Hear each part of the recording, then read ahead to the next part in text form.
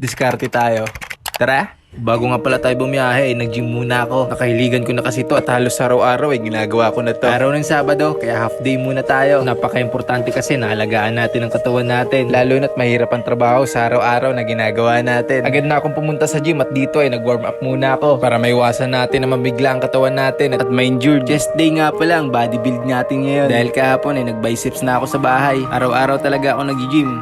Kaso sa bahay nga lang, hindi lang talaga ako busy ay doon ako pumupunta sa gym. At dito ay nag-set up na ako. At lahat ng dumbbell na bubuhatin natin dito ay hindi masyado mabigat. Dapat yung sakto lang, na kaya mo lang. Tulad nga ng sinabi ko kanina para maiwasan natin na ma-injured. At kung mapapansin nyo ay dahan-dahan lang talaga yung ginagawa ko dito. Para kasi sa akin ay mas mabisa to. Ramdam ko talaga yung improvement ng chest ko. Dahil ang goal lang naman talaga natin dito ay mangalay yung binibuild natin ngayon. Pansin nyo rin na malaki pang fat ko dito. Nagbabalking kasi ako kaya ganito. Pero parang nasobrahan naman ako. Kasi minsan hindi talaga ako consistent sa pag-gym. Pero wait.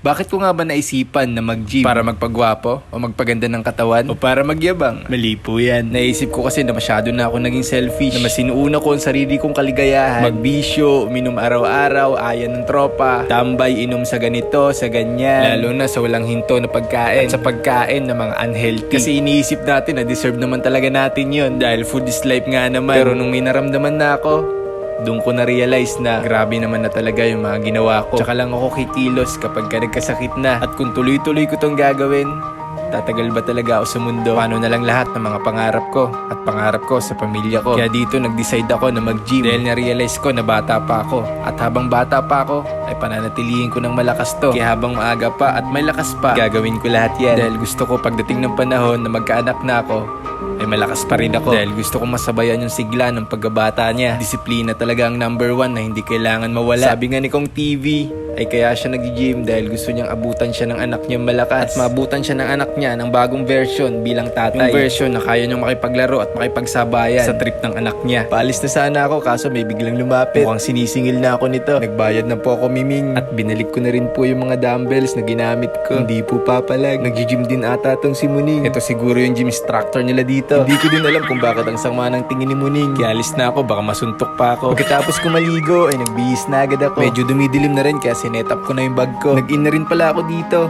Waiting na lang sa papasok na orders. After ng mga ilang minuto ay pinasukan na ako. Kaya agad na natin itong pinick up at dineliver. Ang drop nga pala nito ay dito lang banda sa Livio Mariano. Nag-message na rin yung customer na iwan ko na lang daw sa lobby. At pagka-drop natin ay pinasukan na agad ako dito sa Vista Mall. Max Restaurant, dito to sa loob. Mabilisan lang to dahil maikli talagang oras natin ngayon. At after ko i-drop yung order na to ay nadaanan ko pa nga dito yung tropa ko. Masipag din to, paldo palagi. Kaya deserve mo yan. Mag-iingat ka palagi, brother. Pag minamalas nga naman, nakita ko pa dito ang isa sa masisipag din ng mga katropa ko. Simangot lang to kanina kasi kanina pa daw yung order niya. Di joke lang, mabait talaga yan si sir. Tropa ko yan. Kaya ride safe din, brother. Sunod-sunod na rin yung booking ko dito. Sarap din talaga bumiyahe ngayon. Kung kailan maikli lang yung oras ko, ay doon naman malakas yung booking. Tumingin din ako ng pangmadaling araw dito na schedule pero wala na. Bawi na lang ako bukas. Sakto rin kasing pagod ako ngayon. Kaya magpapahinga na lang ako. Ito nga pala yung kinita ko ngayon. 513. Okay na to. At para naman po sa mga riders na nangihingi ng sticker, sa mga hindi pa nakakaalam, ay meron na po tayong sticker. Kita-kits na lang po tayo sa daan. Maraming salamat po sa inyo sa pagsama sa journey ko at sa pakikinig ng kwento ko.